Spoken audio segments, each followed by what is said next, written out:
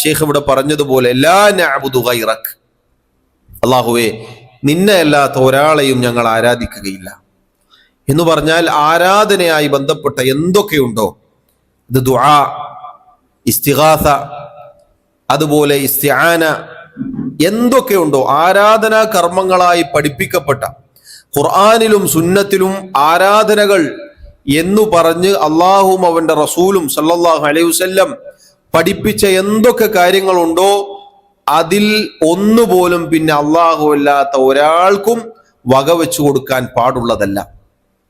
അതൊക്കെ അള്ളാഹുവേ നിനക്കാണ് എന്നാണ് നമ്മൾ ഇതിലൂടെ പ്രഖ്യാപിക്കുന്നത്. ഇത് പ്രഖ്യാപിച്ച ഒരാൾക്ക് പിന്നെ അള്ളാഹു അല്ലാത്ത ഒരാളെ വിളിച്ചു പ്രാർത്ഥിക്കാൻ പാടുള്ളതല്ല.